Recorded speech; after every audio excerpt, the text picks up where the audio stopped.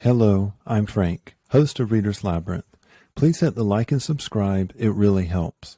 I'd like to welcome Joshua MacMillan into the Labyrinth. He is the author of several short stories, which have appeared in some anthologies. His new novel, The Best of Intentions, by D&T Publishing, was released in the summer of 2021. Joshua is hard at work on various projects and is a lifelong adherent of the horror genre. During my conversation with Joshua, I saw that he has a true passion for horror and ushers us into those unseen realms in the dark corners of our imaginations through his writing. I read his novel, The Best of Intentions, and I found Joshua's writing crisp, his descriptions on point, and most importantly for me, he possesses a powerful quality to build atmosphere.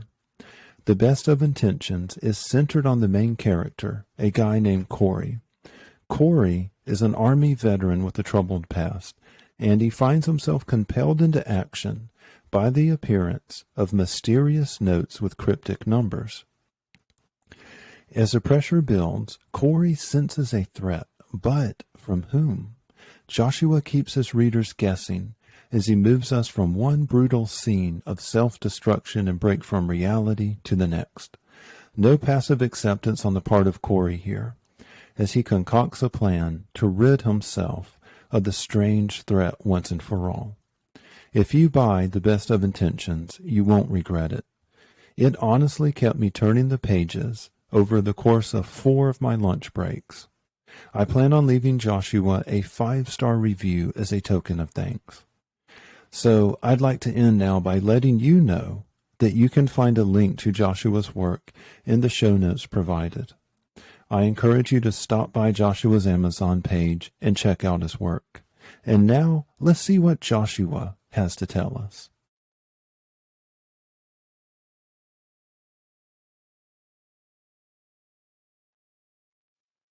Joshua MacMillan. Did I pronounce your name right, sir? Yes, you did. Oh man, I had a lot of anxiety about that. I was like, oh my gosh, I hope I pronounce your names right. Welcome to Reader's Labyrinth, sir. Thank you. Thank you for having me. I'm very excited.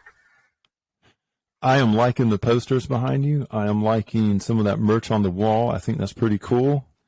Oh yeah. I'm a bit of a geek when it comes to the horror movie stuff. Some of this stuff is signed, like this guy right here. I've gotten that signed, and there's stuff all on just about every wall in here. I love it. You see, whenever I picture my favorite horror writers, whenever they're writing, I need a lair. I need like this evil lair in like a cave somewhere for you guys to write. And it helps me to kind of like, to envision the scenes in there. I think that's pretty awesome. Well, this is probably 4 foot by 10 foot, This is just basically a walk-in closet that is turned into a office.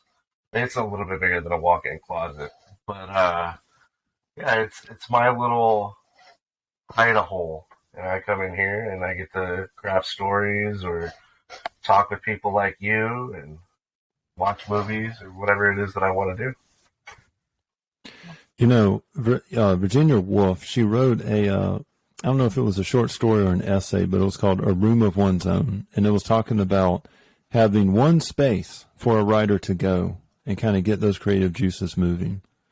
And I think you have found a room of your own, my man. I think that's awesome. That's really, really cool. I think I have. It changes every now and then. I'll shift things around just to kind of, I don't want it to ever be too stagnant, but it's nice. It's nice coming in here and just kind of being surrounded by, what I love. And there's pictures of my family in here too. So I mean, I don't want it to come across like, oh, I love the horror more than my family. But everything that I love is in this room. That's really fascinating because it's like the stuff on the wall, the pictures, the posters, especially Stephen King's The Shining I see behind you. Yeah. There's almost this magical intent behind it. Like when you take the intellect and the will and you intentionally put something up like that, I kind of wonder if out there in the universe you're stirring up some energies, or space-time is getting, a little bit warped, especially as you send your imagination to these strange lands and you come up with these words and all. I think that's really, really awesome. And speaking of which, to kind of lead into some background for our viewers here, I have our first question, sir. Are you ready? I am. Let's hear it. All right. So you were in the military. Is this correct? Yes. That sounded confrontational. Okay, 4 years. Okay, cool. Well, not quite. Just about 4 years. I signed a 4-year contract, and then I ended up getting chaptered out before the completion of my first contract. So basically, they deemed me non-deployable. So they worked on getting me out. They broke my contract and reintegrated me into civilian life. And then I've been a civilian ever since. And so how did your military experience influence your perception of the world as a writer? Being in the military, I didn't get to go all over the world, but I got to see quite a few places in the country. And I got to meet a handful of different individuals and different cultures just within our country itself. Like my mind was open. I grew up until I was 18. I grew up in Texas, South Texas, and I didn't know much aside from I knew some Hispanic culture because where I grew up, there's a lot of Hispanic culture. My stepfather is a Hispanic, and he brought a lot of that into our lives. But I did my basic training in my AIT, which is your advanced individual training. I did all of that in Fort Leonard Wood, Missouri. So they brought so many different cultures, so many different people from all over the country there, and it was very nice to get to know these people. And how that translated into my writing is I was able to see how different people thought, how different people spoke, how different people, just the way that people dream about their futures and their careers and their aspirations and all of that. It it it it was surprising how different, I come from South Texas where everything's a little bit more simple, but I was able to see the complexities, and it helped me to understand that, if I'm going to create realistic characters, there's got to be that sense of complexity in there. There's got to be, I've got to add a variety of thought patterns, speech patterns, things like that. And being in the military also, taught me that you could have the best day in the world, but no matter what, at the end of it, it could turn into the worst day of your life. So. Yeah, so it seems like your experience in the military really sank in then for you. And, I think that you have this natural ability to be a student of humans and to observe, people in their environment. And it seems like you had a wide spectrum in your military service.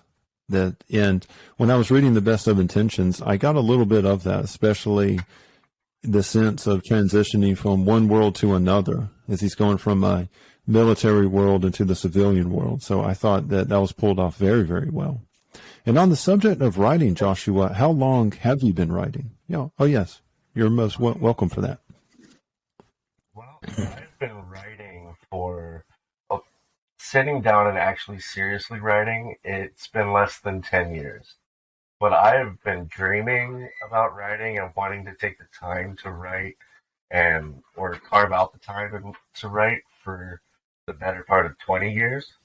I just never sat down and just started doing it. I read a lot when I was a kid, but nothing really clicked. When I was in high school, I'd write like song lyrics and things like that, little limericks, but nothing ever really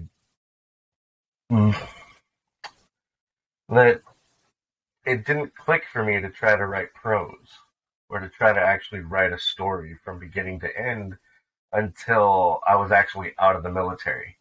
When I got out of the military, I took a job as overnight security, and the only thing that we could have on us was a book or a newspaper. And as a horror fan, I would, if I would see a Stephen King book, I would pick it up because, like, oh, I'm a horror fan, I should probably have that, you know. So I've been collecting horror books, and not just King, but your Richard Layman's, Jack Ketchum, all these guys.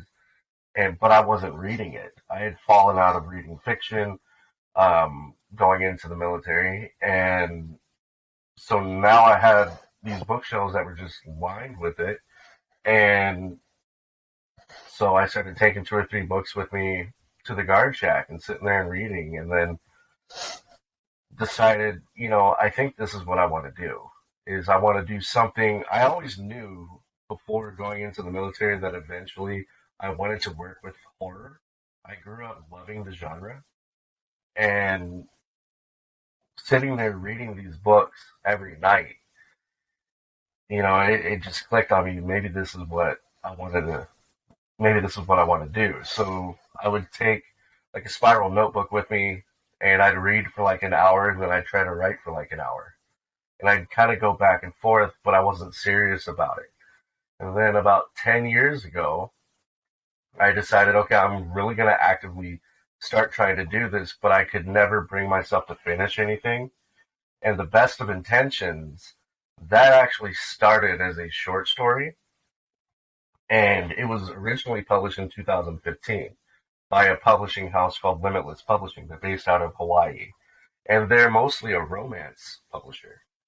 But every October, they would release this, like a collection, an anthology with multiple authors that was kind of more horror or spooky for the fall season.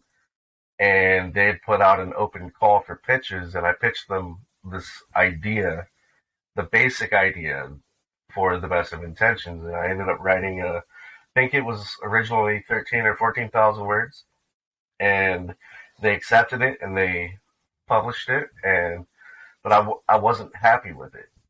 I knew that I could do better. So ultimately, when I got the rights back, at that point, I decided I was going to do a full rewrite from page 1, and that's when I started. Okay, every day I'm going to sit down and I'm going to write. So serious writing has been since 2015. I know that was rather long-winded and kind of went on tangents there, so I apologize. Oh no, it wasn't. It's great. No, it's great. Yeah. Okay. Starting, I'll say 2015, when that first story published. From then, I've been taking it seriously, and I write every day. Trying to hone my craft, trying to get better. Some days it may only be 200 words. Other days it could be as much as 6,000 or 7,000 words. Sometimes on the same project, sometimes on a couple different projects. But I've been writing seriously since 2015, so that's 7 years now, 8 years almost. So. Well, that's wonderful, and I can imagine that the days where you managed to write about 6,000 or 7,000 words must feel like a huge accomplishment. I can't even imagine attempting to write something like that. So that's pretty cool. It's amazing, and those days when that has happened, it's when I'm done.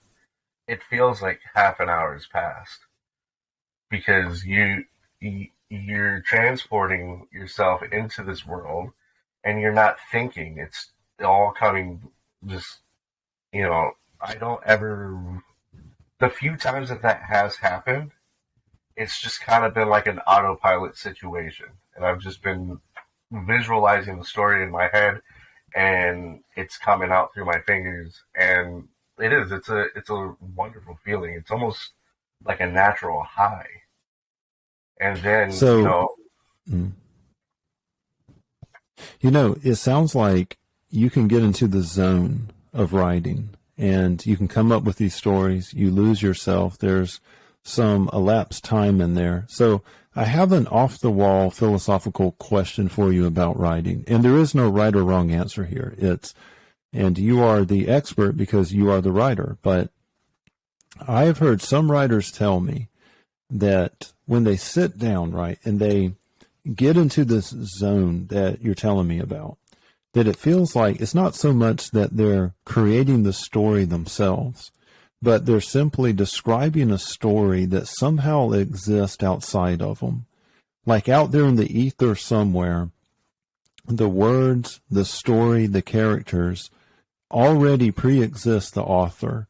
And all the author is doing is kind of automatically writing whatever's already there, as opposed to just sitting there and coming up with the story themselves. And some of these authors, when they have spoken to me about this, Joshua, they describe it as almost this mystical experience. And they're like, and they'll tell me, Frank, it seems like I wasn't writing a story. I was simply telling a story that's already there. And I didn't know if in those moments when you have sank down deep into like that meditative state, when you're in the zone writing those words, what was that ever a thought or a feeling that crossed your mind? Have you ever heard of that before? But I just wanted to know what your thoughts were on that. There's an old saying that there's nothing new under the sun. Okay? There's a reason why we have tropes. There's a reason why, so many people say that nothing is done originally in Hollywood anymore. And the same thing can be translated to fiction, literary fiction, genre fiction, pulpy fiction, it doesn't matter. My philosophy on that, what I take from that is, if there's nothing new under the sun, then that means that my story, you and I can both take the same premise and sit down to write it. Your story is still going to be very different than mine, because even though we're telling the same story, because it's you telling it, okay? So you are tapping into that zeitgeist, that that cloud, and pulling the words out of it to tell your story. Even though, yes, the story may have been told 100 times before, or you might have something original, but that story will continue to be told 200-300 more times down the line. So I think there is some truth to that, and I think that is a very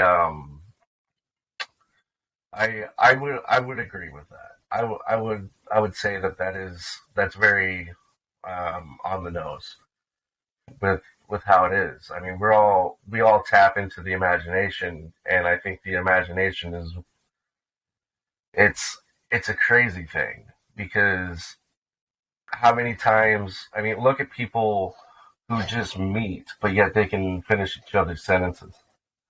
Little things like that. That tells me right there, okay, there's just these traditional lines or stereotypes, or, like I said earlier, tropes that are just out there floating in this void that people tap into. And we just find the way to utilize it for our story. And it just flows through us and it gets told. And I think that's what keeps things fresh. So I would agree with the other authors that you've spoken to about it. If you watch the interview that I did with Jeff Kripal, and me and him, we didn't really get into it, but one of his books, Mutants and Mystics, he talks about how there's a super reality that transcends space and time, and it's trying to break into our human reality, but it needs the imago Dei, that human imagination, to actualize its existence in this reality. And I'm not trying to get esoteric here, but when I was reading The Best of Intentions, I was thinking to myself, for some reason, I was thinking of you writing the book. And I'm like, me and Joshua as the author and creator of this, and, me, Frank, as the reader, we are actually sharing an occult experience. There's a secret nature to reading. There's a secret nature to writing. Like, you probably weren't, going on all the social media telling everyone plot by plot, line by line as you were writing. There's a secret element to it. And as I was reading your story, I was thinking to myself, my brain is putting these images in front of my head, this being directed by you. And just the occult dimension of that was kind of striking to me for some reason when I was reading it. But this is why I love reading, and I love, talking to authors and discussing these different aspects of it. So what is it about the horror genre? And I have my own personal opinion, but I would love to hear yours. What is it about this genre that intrigues you so much, Joshua? I'm a firm believer that the horror genre is the most honest genre. And there's so many, what I mean by that is there's horror, the word horror, I think of it as an umbrella. You've got so much underneath that umbrella. You've got romance in it. You've got, of course, the violence, the gore, the extreme stuff. You've got comedic horror. You've got slasher. You've got paranormal. You've got spiritual. Western splatterpunk. Western splatterpunk. That's pretty big right now. The guys over at Death's Head Press, they're putting out quite a few of those. My man B.L. Blankenship. Got to give a shout out to him. But yes, please continue. He's actually somebody that I'm looking forward to reading. I haven't had the pleasure of reading his work yet, but I'm looking forward to it. It's pretty intense. It's very intense, yeah. There are so many different degrees of the genre, subgenres, and so many different stories that can be told and retold. And of course, there's got to be untapped material in there. And I think that you can be the most honest in that genre. Horror authors are not afraid to show you the ugly side. But in order for that ugly side to really impact you the way that it needs to, you have to see the beauty, right? So I think that's why I think it's the most honest. One of my favorite quotes ever from an author, it comes directly from Stephen King, and it's from the dedication before the novel It. And he's talking to his children, and he says, "Remember, kids, fiction is the truth within the lie." Okay? And he puts that before It, and It was his, love letters / final, essay on horror. That's why he put as many of the classic monster archetypes in that book that he did. He wanted one creature that could be all of this, that would represent all of horror. And that's it. So that line there, fiction is the truth within the lie, tells me I think he believes that horror is the most honest genre as well. But we're not here to talk about Stephen King. I believe you can be honest. You can show true empathy and compassion in horror. You can show true love, true hatred. Every emotion on the spectrum is shown in a good horror book. You don't find that with romance. You don't find that with erotica. You don't find that necessarily with westerns or fantasy. I think, well, you might find it more with fantasy because you kind of get more into the philosophical, the what ifs and all that with fantasy. Horror and fantasy are so close together. You just take the monster out of a horror book and it's basically, replace it with something fantastic, and there you go. At least in my opinion. I haven't read a whole lot of fantasy because I tend to stick to horror, but I would imagine that fantasy has a lot more honesty in it than, romance or erotica or even spaghetti westerns. Well, for me personally, I think that's probably the best sum up of the horror genre I've ever heard. Because yeah, I mean, it's brutally honest. It's honest about our mortality. And Mm-hmm. like you said, just the range of human emotions and motivations in there. And one thing that I've always loved about the horror genre is like if I read a fantasy novel, I can't really tell who's going to die next or what's going to happen next, but I can kind of get a sense of where it's going. And even in the horror genre, I can kind of get a sense of where a story is headed. But one thing I can never be sure of in horror is that, okay, I see that the author has taken me to a very, very dark place. The death of a child, uh, you know, the death of one's, close friends or yourself. But is the author going to take me to a place that is so dark, there's no returning from it? Or are they going to try and hold out a candle at the very end, at the last minute, kind of like Soren Narnia does with his writing? He can take you to some very, very bleak places, especially in his book, An Oral History of Hell. But there's always a candle at the end. But one thing I like about your writing is that there's very rarely a candle at the end. And I'm not trying to give out a spoiler alert for Best of Intentions, but that book goes to a very, very, very dark place. And you're going to have to read it, guys. In the show notes, there's a link. I do not make any money off of it. I will never have an affiliate relationship with any kind of author at all. I want all the money going to them. But if you guys go there and click the link and buy his book, you can see what I'm talking about. And so I guess for me, was that intentional whenever you write, do you think to yourself, okay, this story is going to go to a very, very dark place and I'm going to give my character a light at the very end? Or are you like, hey, I'm going to push them over, the event horizon in this black hole and there's just no return for them? Because there was really no return for Corey in your new novel No, here. So, no, there's definitely no return, no coming back what from what happens without spoiling it. I don't set out with everything that I write to have a bleak ending. The best of intentions.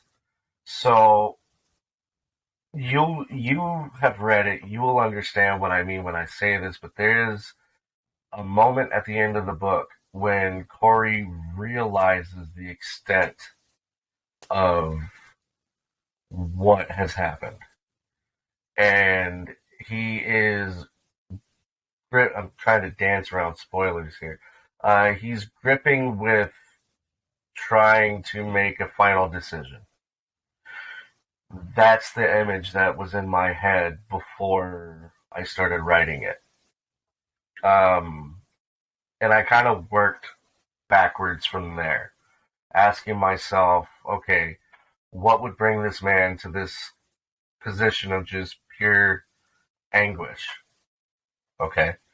Why would this man be considering what he's considering, or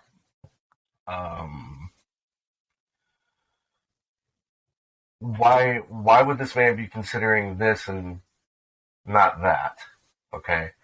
And I just kind of worked backwards. I knew that I wanted him to be a family man because the image in my mind was exactly how it plays out in the book. He's not alone in that moment, but he is alone in that moment. And working backwards, it took me a little bit longer to crack the story. And as I said earlier, the original version of that story was much shorter, and it wasn't as bleak. It was still bleak. The basis of the story remained the same, but the character development wasn't there. I felt like the reader couldn't fully empathize or understand what was going on with Corey. So it was nice, especially writing the novel version, being able to go from page one and adding into it. And I knew going into it that it was going to be a dark book. I wouldn't say it's necessarily an extreme book by any means. There's some nasty moments within the pages, but it is a dark book. I would classify it more dark fiction than horror, but it is horrifying. So with that one, I knew it was going to be bleak. I knew it was going to be dark, and I wanted it to be that. I wanted to come out with my debut and kind of set the stage that I'm not afraid to go to this place, but I also want the reader that does enjoy this and decides to look into my other work to understand that if you take my hand, I'm going to take you other places too. So my next book, which comes out I'm aiming for release on the 28th of this month. But it could happen sooner. It could happen a little bit later. There's a couple little minor things that I'm trying to work out with it. But the book is written, the book is finished. It's more cover art is getting finalized and all of that. So once that's done, I'll know exactly when it's going to come out. But that one is just a fun grindhouse kind of ride that I want the reader to come on like a roller coaster ride with me, and let's have fun. That's what that is. Best of Intentions. There's nothing fun about the Best of Intentions. There's some cutesy, funny moments in it, but it's very few. That one, I wanted it to be a dark journey, and for the most part, I think that I succeeded in it. I'm sorry, I keep looking over. I've got a copy of it right here. There's still some things that I'd like to go back and tweak a little bit, because I think it could be darker. But part of me is hesitant to do that because I want my readers to see my progress. And if I keep going back and tweaking the same thing over and over and over again, that defeats that purpose. But no, long story short, I don't set out to make everything bleak, but I can tell you I do set out to write solely horror and dark fiction. That's where my interest lies, and more often than not, those books do tend to be bleak. Well, that is certainly an in-depth explanation of the nature of the Best of Intention. So I say, Joshua, that we jump right into the book itself then, my man. How do you feel? Yeah.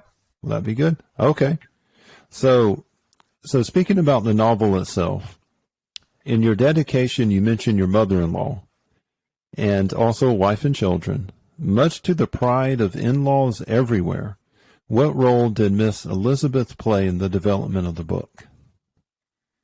So earlier I had mentioned the original short story publication. I found out about it because of my mother-in-law. Okay. She had been following some of the authors that published with that. My mother-in-law used to read a lot of the romance that Limitless Publishing released, and she was on like their newsletter mailing list, and they had put out a call for submissions where they were wanting pitches, and she sent it to me, and it was for their horror book that year. So she sent that to me, and because I got the pitch was accepted, when I knew that I was going to rewrite it and turn it into originally I thought it was just going to be a novella, but it ended up barely crossing that novel length. So when it turned into a novel and D&T Publishing picked it up, just they they wanted to publish it, I decided that I was going to dedicate my debut novel to her, because that story would not have been written if it weren't for her. And it is a little bit of a joke in our house. Nobody in the house has actually read the book, but my mother-in-law knows what happens in the book. So there's a little bit of a joke about that at the end. There is no truth to it. There's no truthful intentions behind the book, but she's always been a big supporter, and she's a huge reader. Her and I, we talk books all the time. Even though she doesn't do horror, she can't. She's too squeamish, so she sticks to her fantasy, and she likes romance, and she likes some paranormal romance stuff. And we'll talk about that and her author friends, and I'll talk very briefly about the books that I'm reading and my horror friends, but there's only so much that she can take. But yeah, she's just been one of the biggest supporters. Yeah, that's why the book was dedicated to her. She's been there since the day that I started writing seriously. She has been behind me 100%.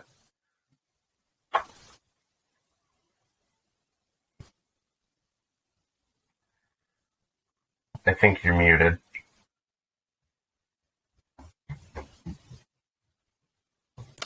At the risk of kind of slipping into some stereotypes here, but I can't tell you how many times in history of publishing and books getting into the hands of readers, it was because a woman either fished out the manuscript from a trash bin, she encouraged her author who she loved, who she cared about, to keep on going and going. So shout out to Elizabeth if you are listening to this. I think that's pretty cool. Are you ready for the next question about Best of Intentions? I am. Yeah. So as you know, I read the novel, and if I was forced to summarize the Best of Intentions, I would use one word, and that would be perception, or more accurately, the old trope of your perception is reality. And here I'm thinking of your main character, Corey, as he adjusts to life as a civilian and his reoccurring bouts with PTSD. And what me as a reader, it seems like he's flirting with some type of schizophrenia, like the onset of it, which is what I like because he's almost an unreliable narrator in that regard. But this prevents him from perceiving the world around him as it properly is. With that being said, was that your intention, no pun intended, I went there, was that your intention, as the author, or am I completely on the wrong track here? No, I definitely wanted to play with his perception. I wish I could have utilized him more as an unreliable narrator. And when I mentioned earlier that if I ever were to go back into it, that would be some of the stuff that I would really play into. Is, what he's seeing real? Is or is this a nightmare? Is this a night terror? What's really going on? Let's dig into this character's psyche a little bit more. But yeah, I definitely wanted to play with perception.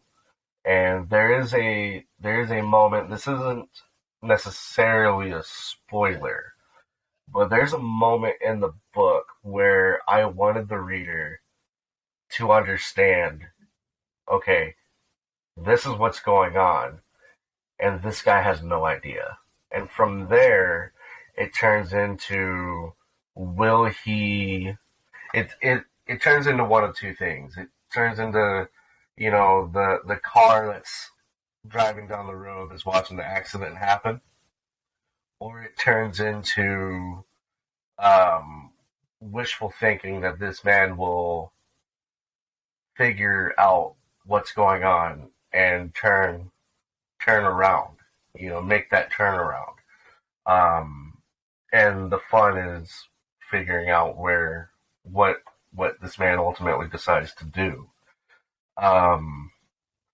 When I pitch the book to people, I tell them that it follows a man who is out of the military. He's a veteran, and he has struggles with alcoholism and PTSD.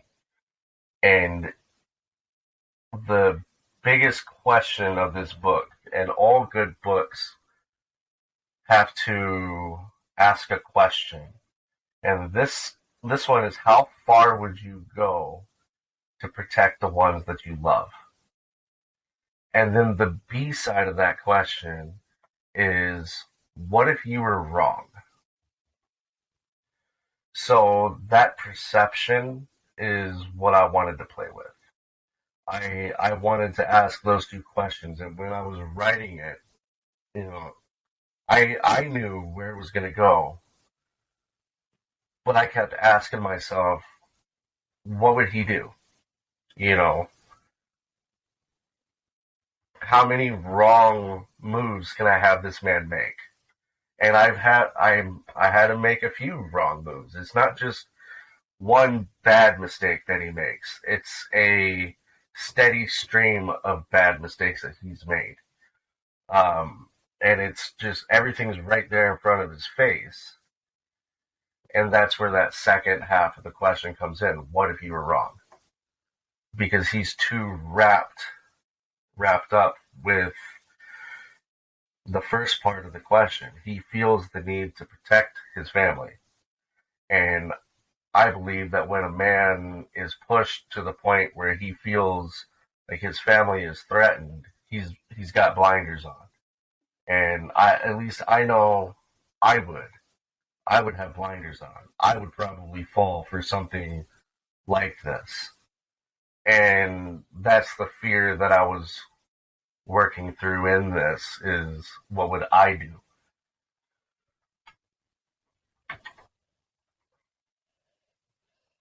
So for me as a reader, when I was, going through the book, I would kind of like to add a third element to everything that you just said. And to recap for our viewers here, you mentioned, okay, when is he going to catch on? Will he catch on, and when is he going to catch on? But there was also a third element that I had as I sat down and I read this on my lunch break, and that was, could this be real? I was like, there is some confusion, and I kind of caught on it about halfway through, but there was always this uncertainty of, hey, maybe Corey's right. Maybe this is some type of weird message just for him. And that was my impression as a reader, which added a whole other edge to the novel, I think, which was exciting too. I mean, it's good atmosphere, because that question isn't really answered clearly until much later in the book. You kind of emotionally connect with Corey in it.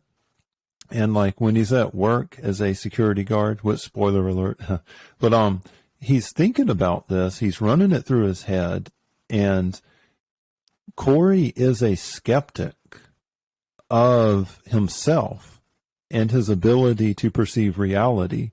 So I kind of bought into his skepticism, but then he's presented by physical evidence that leads him to think this really bad thing is going to happen. And I'm trying to walk the razor's edge right here. So for me as a reader, there was that third element that was really, really present, was, okay, I was like, what's Joshua doing here? I can't quite figure out what the author's doing. And so that really prevented me from predicting what was going to happen, because of that uncertainty factor in it. And I want to thank you for that. I mean, I really, really enjoyed it. And if our viewers, if any of you guys want to jump on this and let me know what you think, just click his link and you can get your copy of the book as well. And so you kind of alluded to this when you were talking about a string of bad decisions. And I would like to talk about that in this question I have for you. Okay. One thing that I notice is just the plain, crazy, stupid-ass random things that happen in life that can add up to misunderstandings and tragedy. In the case of your work, it's a missed phone call from a friend Corey thought he could trust. the beating on a door at precisely the absolute wrong time for this individual. The worst mistake this individual ever made in his life was that he left the home at a certain time, traveled at a certain speed. He arrived at the house at a certain point in time that was just the absolute worst case scenario for everyone involved. And I can't emphasize that enough for those who haven't read this book yet. The scattered notes, seemingly with no purpose, yet there is a purpose to it. In randomness and chaos, there is some type of order. Crappy coworkers that were sleeping on the job, and many, many other surprises that I will not spoil for people here. In my life, and I'm sure in your life as well, we've seen random events in life. While on their own they're neutral or even helpful, if you couple them all together at the wrong time and wrong place, it just leads to one tragedy after another. And what are your thoughts on this? Like, when you wrote this novel, are you writing how real life actually is? Or could be? Sorry for that long-winded question, too, but... Yeah, I would say that there's some realism in there, but it's like a skewed realism. I mean, there's only so many random things, like specifically what happens in this book, that would happen to one person in one given 24-hour period. The book takes place over, 10 days, but in one 24-hour period, he's getting phone calls, he's stressed from his home life, he's getting into arguments with his wife Samantha, and it all started with him finding this dirtbag security guard falling asleep on the job, and even it sounds ridiculous, but that is a true story. The coworker that was sleeping, that's a true story. Oh, boy. I took, it's actually my brother. I was working security, and I got my brother a job working security with us, and he took the patrol truck into the back of a lot that was kind of not deserted, but it was just empty for a few hours, and he fell asleep and got caught. So little stupid things like that add up and stress somebody out to the point that you're not going to make rational decisions. And I did want to play with that. I do think that there's some merit to, everybody just has that one bad day. And it's really how we deal with it that kind of defines us in a way. Corey, he didn't deal with it very well, but he had 10 bad days. So did Corey have a bad childhood when he was growing up? Because I know that a lot of folks who have suffered from childhood trauma, because sure, he did have some PTSD from his service in Iraq, I believe, not Afghanistan. Yeah, sorry. But it's like there is something a little bit deeper to his character. And I was thinking to myself, I'm like, not only is he dealing with the aftershocks of Afghanistan, but there's also a little something that's deeper going on with this man, because I've met folks that had a lot of trauma in their life, in their past, in their childhood.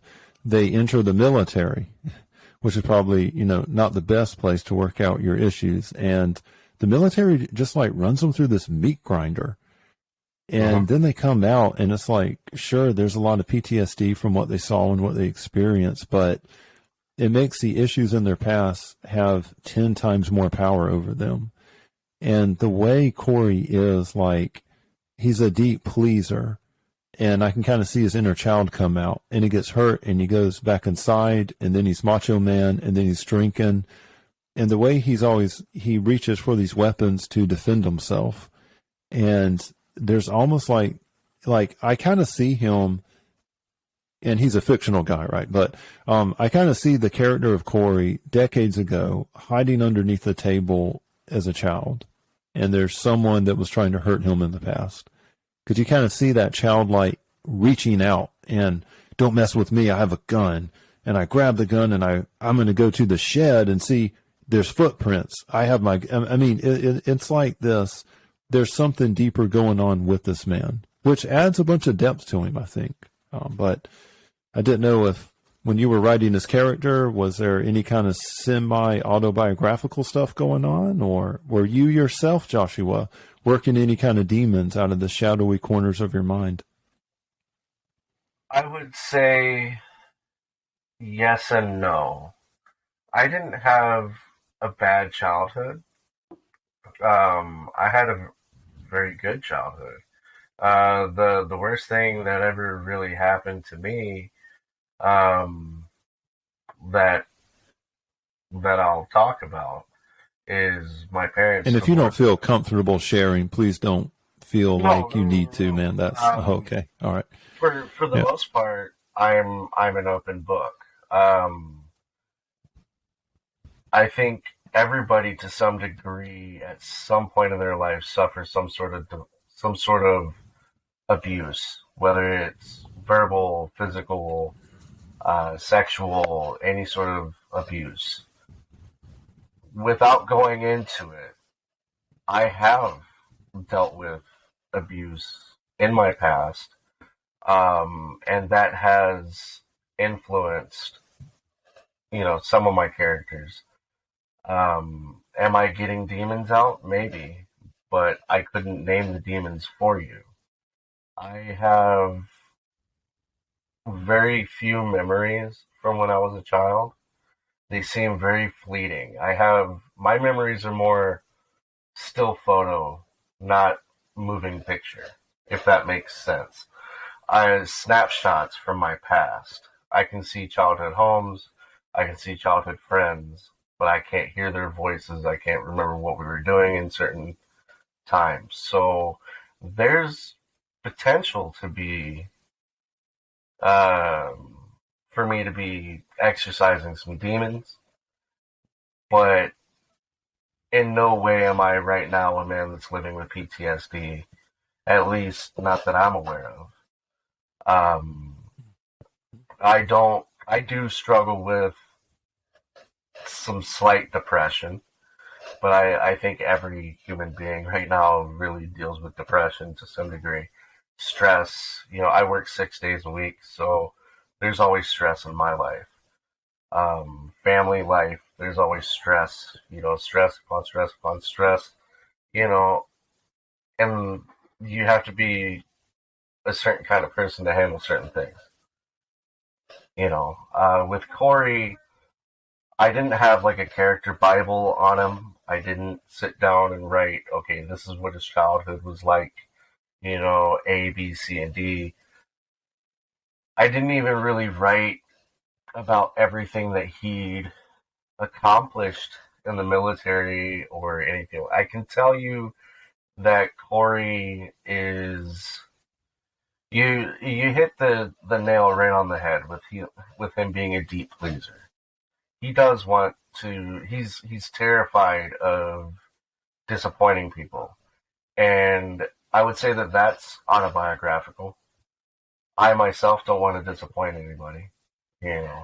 That's one of my biggest fears in the world. And I'm sure to some degree that bled over into Corey. As writers, and this is any writer, it doesn't matter who you are or what you're writing, you are putting some of yourself into that work. That's why it connects with your readers.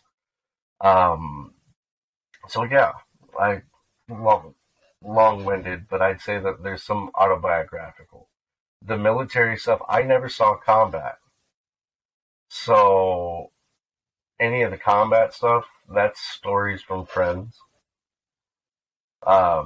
So he's like an amalgamation of 3 or 4 different people, just kind of Frankensteined into one character. And I think that most writers tend to do that with each of their characters. Even the just walk on, walk off characters, there's 3 or 4 people in that one person. It's this person's haircut, it's this person's eye color, it's this person's height, and it's this person's attitude. if they have a speaking role, this person talks like my grandma, or this person talks like Frank's dad, or, this guy talks like, Clint Eastwood. We all take these little pieces from different people that we love, people that we hate, people that we, just hold dear to us for no matter what extreme feeling we carry for them, and we put them into our characters. So yeah, there's a lot more to Corey, but I wasn't thinking about it. He just everything with him kind of just came out naturally. So it's safe to say that it's autobiographical to a certain extent.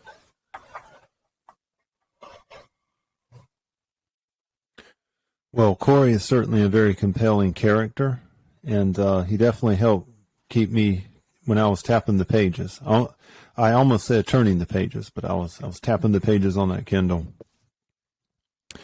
So, is there anything else you would like to add before closing out this interview, Joshua? Well, you mentioned links and all that for the best of intentions. Yep. I do have a couple other short stories that are available. One that these are in the anthologies, right? They're Yep. in the anthologies. Okay, all right. I have links to those as well. I've got those up. Perfect. Yep, those are. As I said earlier, later this month, my next novella will be releasing. It's called The Death House. It is a grindhouse kind of pulpy love letter to stuff like Texas Chainsaw Massacre. Oh, okay. Yeah. It's not about a cannibalistic chainsaw wielding family. It's just kind of that style, that like gritty kind of. It's not extreme, but it has some extreme moments. I describe it as a grindhouse book, and it basically to give a quick brief rundown on it. Have you heard of these extreme haunts like McCamey Manor and all of that? Yes, I have. Yeah, they sound absolutely freaking terrifying. There's no way I'm ever going to go near that. But yeah, okay. I would love to try one, but I'm too big of a coward to actually go through with it. But they fascinate me, and I love watching videos of people going through stuff like that. And I thought about, what would happen if somebody got an invite to an invite-only full immersion experience, but they bit off more than they could chew. And that is basically what the Death House is. And it's a little, I think it comes in just under 200 pages. It's a little novella that'll come out, like I said earlier, later this month, after we finalize the cover and all of that. And that'll be available on Amazon. I will have paperbacks that people can purchase directly through me if they want to reach out to me and get a signed copy. Same thing with Best of Intentions. I do have paperbacks of that if anybody is, if they prefer a paperback and they want a signed copy, they can just shoot me a message. But otherwise, I do have two more books. Two more novels that are, one of them I've signed a contract for with D&T. That'll be coming out next October. So in 1 year. That one is called Devil's Night. I'm still in the writing stages on that one, but that is a little slasher style kind of story. I am collaborating with one of your previous guests, Megan Stockton. Watch out. Okay. Yeah. Yeah. It's a currently untitled novel, but it is a novel told in two parts. We're both co-writing both parts, and it's two parts because it's two timelines. And it's kind of like a love letter to films like Halloween. A simple kind of, it's another slasher. I love slasher stories. Halloween is one of my favorite movies, and this is very much an homage to Halloween, to John Carpenter's Halloween. And then What's your favorite D&T John? is also What's your favorite John Carpenter movie? Just out of curiosity, what's your favorite John Carpenter movie? Just had to ask. Sorry. my favorite one is Halloween, but The Okay. Thing is a close second The because of Thing the is number I one love the in my book. practical Oh my effects. gosh. Yeah, Yeah. Oh it's yeah. Yeah. the Thing is most people's number one when it comes to John, but I still love the simplicity of Halloween. There's just something nostalgic about it, and I grew up watching it. If, if it was on TV, it would be on. My mom loved Halloween, so I grew up with that movie, the original and its sequels. You know, so that movie holds a very special place in my heart, and I think that's why that's my number one when it comes to John. Or Mr. Carpenter. I should call him Mr. Carpenter. We're not on a first name basis or anything. Yeah. But yeah, I do have another one coming out with D&T as well, but that's scheduled for 2024, and I'm not sure if I can really talk much about it. Nothing has been signed, no contracts or anything like that, but they have expressed interest in it, and they said that they'd like to publish it in 2024. Considering things, keep moving forward the way that they are. Well, that's And awesome, man. I don't know. Mhm. Oh, I was just gonna say real quick. I don't know if you've heard of it or not, but in Williamsburg, Virginia, at the end of March, going into April, there's AuthorCon. So I will be there myself. Megan Stockton will be there. It's just an author-centric convention. So if any of your viewers are wanting to meet a bunch of authors, horror, it's not just horror specific, but a lot of horror authors go there. There's some fantasy, some Western authors that'll be there. So that's a good place that they can go, and it's just authors, just books. So That would be awesome. And if there's a link to it, could you please send me the link, and I'll be sure to add it to the show notes is what I'll do, and maybe we can yeah, get some definitely. clicks on it. Yeah, man. Yeah, that would be great. Really quick before I let you go, I think I skipped a question in the very beginning. I want to sneak that in here for us. So I read on your author's page on Amazon that you are a staff writer for House of Stitched magazine. Can you tell me about that? What is that magazine? And, So yeah. House of Stitch magazine. Um, I'm I'm a recent addition to them. I am still learning a lot about them myself, but the CEO slash owner of House of Stitched is a woman by the name of Lisa Vasquez, and she is actually the cover artist that I'm using for the Death House. I'm in a writing group with her, and she allowed me to come on and join her staff as a writer. Basically, it's a quarterly magazine that comes out. The fall magazine, or the fall Halloween issue should be coming out within the next week or so, I think. Maybe 2 weeks. I could be wrong. But in there, I've got a book review for Ronald Kelly's, what is the name of the book? The Halloween Store. It's a little collection of, I think, 7 or 8 stories. Wonderful, wonderful Halloween season anthology if you just want some short fiction. And I wrote a little mini retrospective of the Halloween franchise for the magazine. And they have, of course, their regular editorials that appear in each magazine. There is a blog. If you just Google House of Stitched magazine, you'll be able to find all of it. They're all over Twitter, Facebook, um, and you can find links. They have a Patreon, and you can find the magazines. You can purchase them on Amazon.